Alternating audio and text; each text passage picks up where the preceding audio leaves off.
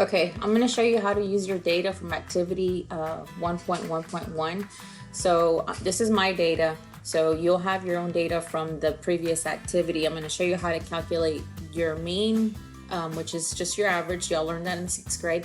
Your median, your range, and your interquartile range. This is all stuff that you guys did in the 6th grade. You had to calculate it by hand. So now I'm going to show you how to do it with Excel, which does it really quickly for you. So you're going to take your data should already be in there. To find the mean, again, that's your average. So you're going to start with your equal and type average, your open parentheses.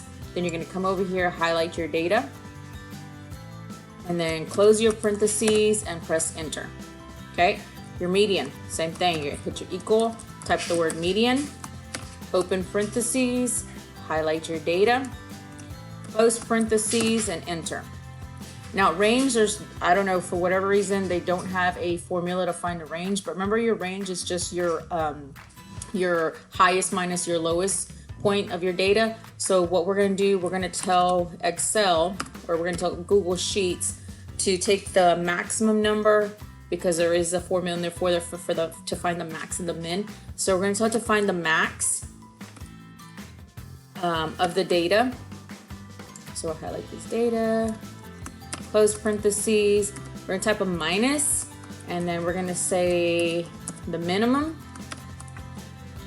highlight your data again, close parentheses, and enter. Okay, now for your interquartile range, that's where it's trying to find like 50% of your data. So that's when you're taking your the interquartile, you're taking the highest the highest from the lowest from your quartile numbers.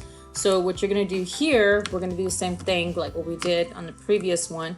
We're going to take the quartile and open parentheses. We're going to highlight our data, and then you're going to hit a comma.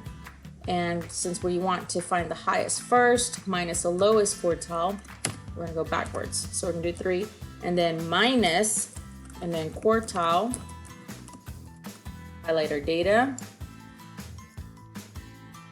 close parentheses, oops, nope, comma, 1, now close parentheses and enter. Okay, so that is how you use Google Sheets or Excel to find your mean, median, range, and your interquartile.